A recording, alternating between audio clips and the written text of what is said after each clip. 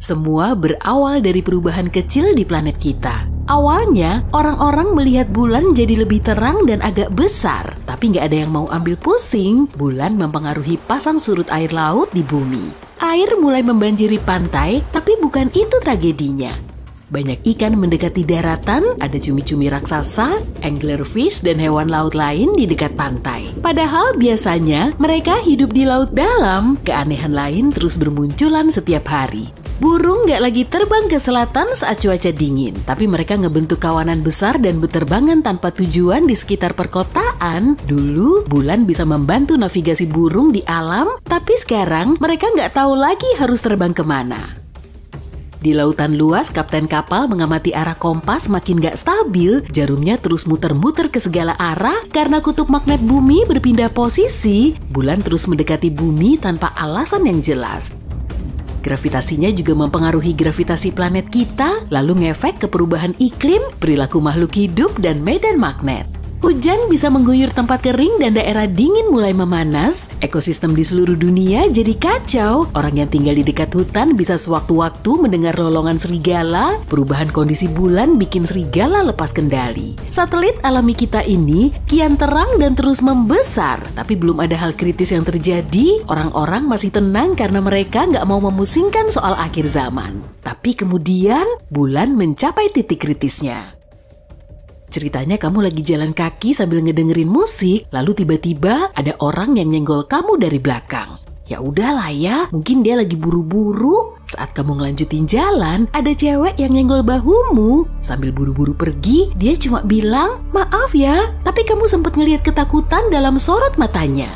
Kamu baru bisa ngedengerin jeritan dan suara sirine setelah ngelepas earphone. Banyak pengendara mobil buru-buru keluar dari kendaraan mereka kemudian kabur. Kawanan burung camar beterbangan di langit.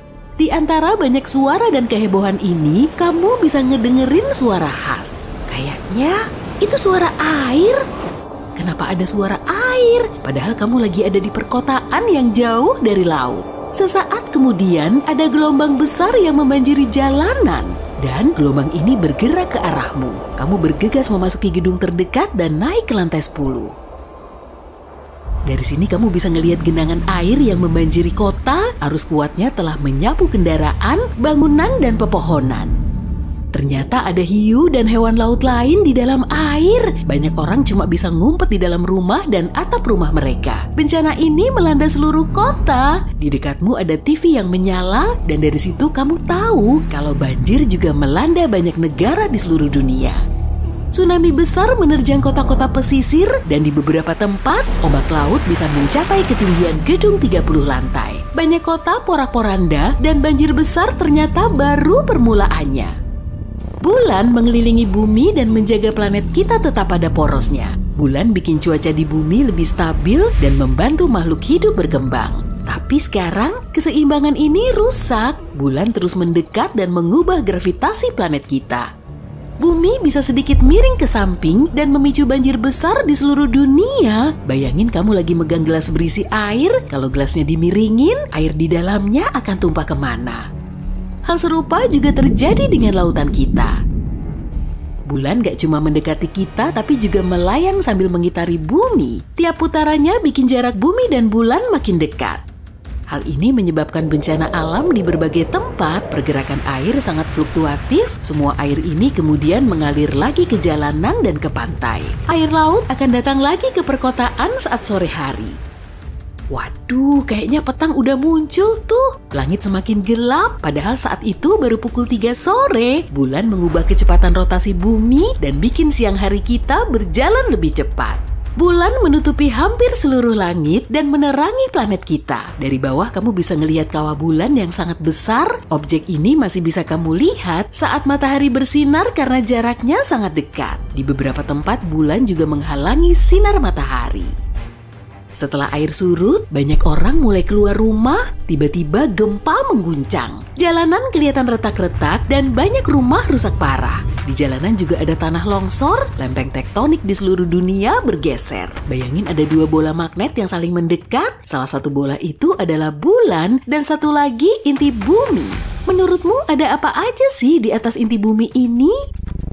ada kerak bumi setebal ratusan ribu kilometer, semuanya terus bergerak. Retakan berbahaya terus bermunculan di seluruh penjuru dunia. Gunung tertinggi di bumi runtuh dan berubah menjadi tumpukan batu. Dasar laut retak dan memuntahkan magma dari bawah tanah. Gunung berapi kembali aktif dan mulai ngeluarin magma. Awan abu vulkanik memenuhi seisi langit, bikin bulan dan matahari nggak kelihatan jelas. Tapi hal yang paling menakutkan masih belum terjadi. Nantinya akan ada tabrakan dahsyat. Bulan melayang-layang sambil mengelilingi bumi seperti bola di kaca bundar dengan lubang di tengahnya. Gaya ini menggerakkan awan ke seluruh bumi. Sesaat setelah ada badai petir, salju mulai turun, lalu malam pun tiba dan guyuran hujan membasahi bumi. Tetesan airnya mengandung lumpur dan abu vulkanik. Manusia menjadi sulit bernapas tanpa bantuan masker gas.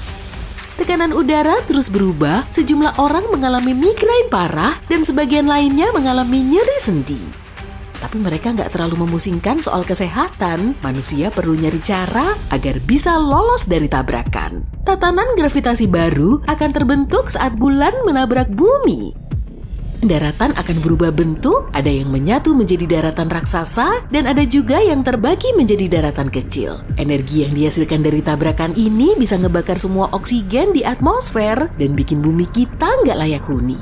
Berlindung di bawah tanah juga nggak bisa, karena gempa bumi berasal dari dalam sana kan? Lalu, manusia mulai memanfaatkan waktu berharga mereka bersama keluarga dan orang terkasih. Bulan terus mendekat, posisinya saat ini cuma sejauh stasiun luar angkasa internasional. Seluruh langit tertutup oleh bulan, banyak kota tersapu oleh ombak. Tsunami yang tingginya berkilo-kilometer memusnahkan daratan dan jutaan ton magma menggempur lautan. Miliaran liter air menguap begitu aja, uap air naik ke udara, bercampur dengan abu dan mendera bumi dalam bentuk awan kumulus raksasa. Kamu mulai menerima kenyataan bahwa bumi dalam kehancuran total. Tapi bulan kita ngeliatin keanehannya lagi. Di permukaannya ada retakan raksasa. Dan perlahan bulan terbelah menjadi dua bagian. Kedua bagian ini hancur jadi bongkahan besar. Bumi kita nggak punya satelit alami lagi. Di angkasa cuma ada bongkahan antariksa. Tapi kenapa hal ini bisa terjadi? Ada celah di sekitar planet kita yang disebut dengan Ross. Di sini gravitasi bumi lebih kuat dari gravitasi bulan. Artinya, gaya yang membuat bulan utuh lebih lemah daripada gaya destruktifnya. Orang-orang bersorak gembira. Batas Ross bisa nyelamatin planet kita. Bulan gak akan nabrak bumi, tapi hancur menjadi bongkahan, lalu ngebentuk cincin di sekitar bumi. Planet kita menjadi kelihatan mirip Saturnus. Sabuk batuan bulan mengelilingi bumi. Bongkahan besar ini menghancurkan semua objek yang menghalanginya, termasuk serpihan antariksa. Satelit gak bisa berfungsi lagi, manusia kehilangan alat komunikasi dan navigasi. Kita harus memakai peta kertas lagi. Bulan menahan orbit bumi pada sudut tertentu sebelum kejadian ini, dan sekarang kemiringannya telah berubah. Sebagian sisinya menjadi lebih dekat ke matahari dan sisi lainnya semakin gelap. Kutub utara dan Arktik bisa berubah menjadi gurun gersang, khatulistiwa tertutup es, musim dingin dan musim panas bisa berlangsung selama bertahun-tahun. Serpihan bulan melayang-layang di sekitar bumi, tapi ada yang jatuh ke permukaannya. Hujan meteor bulan bisa ngerusak pemukiman dan ninggalin kawah raksasa. Semua peristiwa ini menyebabkan kehancuran masif. Dan kita baru bisa beradaptasi dengan dunia baru ini setelah ratusan ribu tahun. Para saintis asal Tiongkok baru aja nemu objek menarik di bulan, berupa kristal unik. Kristal ini mengandung unsur yang bisa menggantikan bahan bakar nuklir. Emangnya unsur apa sih? Kita cari tahu yuk. Komposisi bulan kita masih jadi misteri. Misi Apollo sudah diluncurkan setengah abad yang lalu, dan sejak saat itu belum ada lagi yang mendarat di bulan. Jadi kita kesulitan untuk menelitinya. Tapi belakangan ini ada gebrakan baru. Jadi pada Desember 2020 lalu, saintis Tiongkok ngirimin probe Chang'e 5 menuju bulan. Nama misi itu diambil dari dewa bulan Tiongkok, Chang'e. Puitis banget ya. Probe ini terbang ke sisi terdekat bulan selama berhari-hari untuk menggali permukaan dan batuan di sana, lalu kembali lagi ke bumi. Probe Chang'e mengambil sekitar 1,8 kg batuan bulan, seperti basal dan lava padat. Meski kedengarannya biasa aja, misi ini telah jadi terobosan loh. Kita belum pernah mendapat sampel bulan sejak tahun 1976. Fungsi sampel ini sangat penting untuk menyingkap sejarah dunia kita. Para saintis telah lama mikirin proses terbentuknya bulan. Meski ada banyak teori, mereka masih belum bisa nemu bukti kuatnya. Tapi berkat misi ini dan sejumlah simulasi komputer, mereka bisa nemu kebenarannya.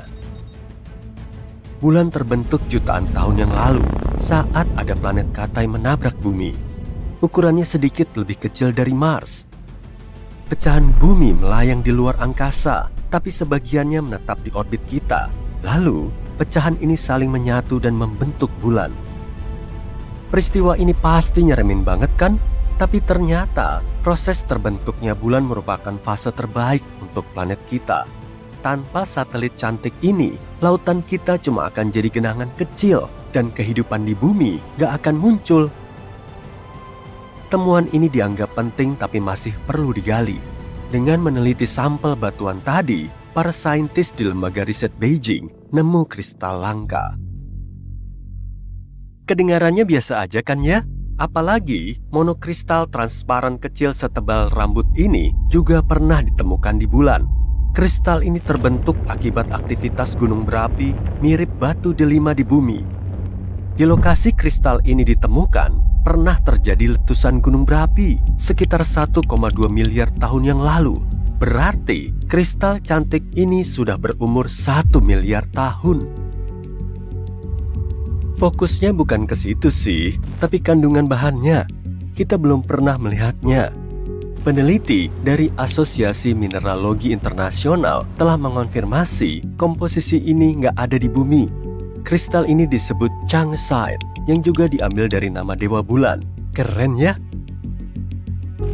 Komposisi ini termasuk mineral asing ke-6 yang ditemukan di bulan dan mineral pertama yang ditemukan oleh peneliti Tiongkok. Saat ini, Tiongkok menjadi negara ketiga di dunia yang membuat penemuan di bulan. Tapi kristal kecil ini bukan satu-satunya objek menarik yang mereka temukan. Setelah meneliti permata ini dan 140 ribuan partikel bulan, para saintis juga nemu helium-3. Helium-3 dianggap penting karena termasuk salah satu unsur yang menjadi bahan bakar matahari dan bintang lain di alam semesta. Kamu pasti pernah bilang, mataharinya terik banget, kayaknya neraka lagi bocor deh. Makanya banyak orang mengira matahari kita berupa bola api besar. Padahal bukan. Pembakarannya adalah proses lain yang juga disebut dengan fusi nuklir. Tahapannya cukup simpel kok. Selama reaksi ini, hidrogen pada bintang berubah jadi helium. Tapi sebetulnya, proses simpel ini menjadi salah satu reaksi paling brutal di alam semesta. Ada partikel yang benar-benar bergolak di dalam matahari. Inti hidrogen yang keluar masuk saling tolak-menolak karena semuanya bermuatan positif. Jadi, hidrogen ini terus bergolak dan menetap di dalam kalau nggak dipicu oleh bintangnya sendiri. Ternyata, bintang punya gravitasi kuat yang mencengkeram miliaran atom dan menyatukannya. Atom yang menyatu kemudian menghasilkan unsur berat baru seperti helium. Selama reaksi, atom ini memancarkan banyak energi keluar angkasa. Makanya, matahari kita jadi membara. Di waktu yang sama, sang bintang juga menyebarkan banyak energi. Lalu apa sih helium-3 itu? Kalau aja matahari kita bisa ngomong, mungkin unsur ini bakal bikin matahari berkomentar begini. Santai aja dong. Fungsi atom helium-3 melepaskan lebih banyak energi daripada fusi nuklir biasa. Tapi helium-3 nggak mencemari atmosfer dengan unsur berbahaya seperti radiasi. Di bumi, cuma ada sekelumit helium-3. Keberadaannya di atmosfer cuma sekitar 1:1 juta. Helium-3 ini juga terus-terusan berusaha melepaskan diri keluar angkasa. Mungkin karena udah nggak betah tinggal di bumi ya. Tapi belakangan ini, para saintis nemu helium-3 dalam jumlah banyak di bulan kita. Rupanya, ada lebih banyak helium-3 di bulan daripada di bumi karena pengaruh angin surya. Matahari menempa bulan dengan helium-3-nya selama miliaran tahun. Jadi, unsur ini telah bertebaran di banyak titik. Meski jumlahnya nggak sebanyak di Jupiter dan Saturnus, energi yang dilepaskan helium-3 sangat besar. Kalau diestimasi, sekitar 25 ton helium-3 bisa nyuplai energi seantero Amerika Serikat sepanjang tahun. Saat ini, ada sekitar 35.000 ton helium-3 di planet kita dan lebih dari 1 juta ton di bulan. Sumber daya sebanyak ini bisa ngasih cadangan energi Amerika Serikat selama ribuan tahun. Jadi kemungkinan helium-3 bisa dijadikan sebagai sumber bahan bakar baru dan kualitasnya lebih bagus dari bahan bakar nuklir di semua aspek. Helium-3 nggak akan ninggalin limbah dan radiasi berbahaya. Unsur ini juga lebih kuat dan kurang berbahaya. Jadi, energi yang ramah lingkungan dan efisien ini bisa jadi revolusi penting di planet kita. Keren banget kan? Terus, tunggu apa lagi? Kita tinggal cari alat untuk mulai menggali kan? Tapi ada kendalanya. Kita nggak punya alat yang bisa sekuat dan sepanas bintang. Untuk menggunakan helium-3, kita perlu suhu super panas dan tekanan tinggi. Kita juga perlu reaktor termonuklir yang belum diketahui cara pembuatannya. Meski suhu dan tekanannya bisa sampai ke titik yang pas, kita belum tahu cara menangani helium-3 dengan benar. Jadi meskipun stoknya melimpah, kita belum bisa memanfaatkan unsur ini. Meski begitu, helium-3 emang menggiurkan. Makanya, banyak negara mulai berlomba-lomba untuk mendapat sumber daya bulan ini. Setelah Chang'e 5 nemu endapan helium-3 baru di sisi terdekat bulan, kompetisinya semakin sengit. Bahkan Tiongkok mulai merencanakan misi bulan baru, Chang'e 6, pada tahun 2024. Selama misi ini, mereka mau ngambil sampel pertama dari sisi jauh bulan. Ternyata, pencarian kristal bulan ini penting banget bagi kita. Kristal ini bisa ngebantu kita nyari alternatif baru untuk menghasilkan helium-3. Dan kalau berhasil, manusia akan memasuki era baru. Tapi kita perlu mengatasi beberapa kendala dulu. Gimana cara ngangkut kristal bulan ini ke bumi? Gimana cara memproduksi energi dari unsur itu? Dan seterusnya. Semoga kelak masalah ini bisa dapat solusi yang terbaik dan kita bakal nemu cara untuk memproduksi energi yang melimpah, bersih, dan aman. Bulan, satelit alami bumi nan cantik dengan bercak gelap misteriusnya. Kita selalu melihat bulan dari salah satu sisinya dan sudah terbiasa dengan bentuk yang sama. Jadi, sulit dibayangin kalau bentuknya berlainan. Tapi dulu, bentuk bulan gak begitu, malahan sangat berlainan.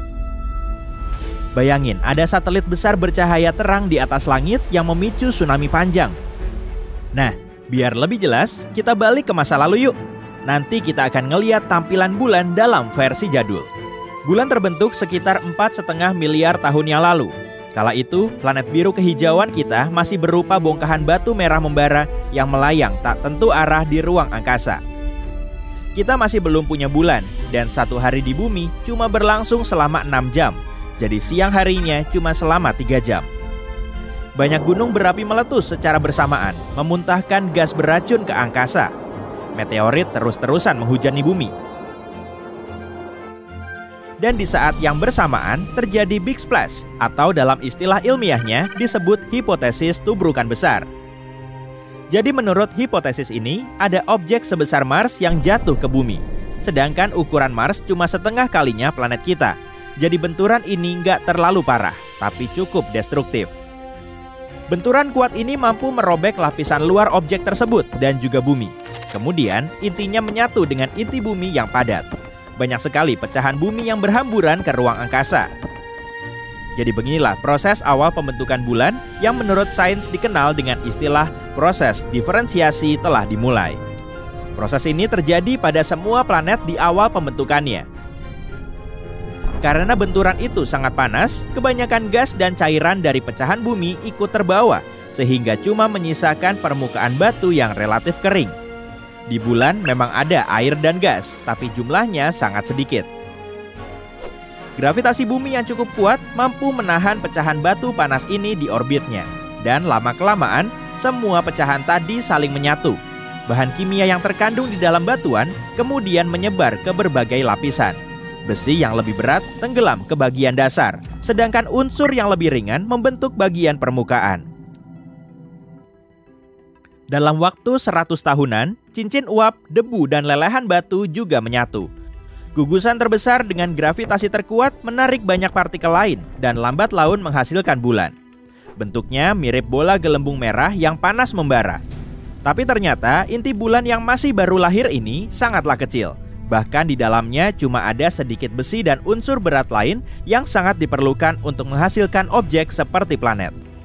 Batuan tertua di bulan mungkin telah terbentuk di lautan magma. Setelah suhunya berangsur dingin, ia berubah jadi bola halus berwarna putih. Tapi bentuknya masih beda jauh dari yang sekarang. Beberapa saat setelah terbentuk, bulan cuma berjarak 21.700 km dari bumi. Berarti 15 kali lebih dekat dari jarak saat ini, yaitu sekitar 383.000 km.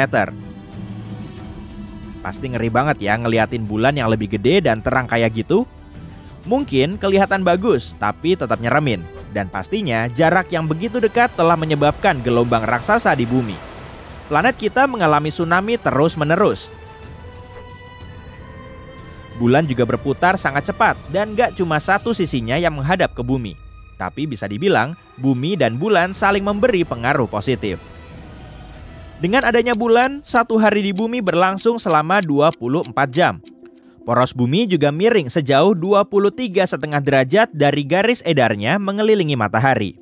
Bumi akan berputar sangat cepat tanpa bulan. Tapi berkat satelit ini, kemiringannya jadi stabil, sehingga iklim di bumi terasa nyaman. Sementara itu, gravitasi planet kita juga membantu bulan. Rotasi bulan jadi semakin lambat dan posisinya terus menjauhi bumi. Bahkan selama bertahun-tahun, orbitnya telah berpindah jauh dari planet kita.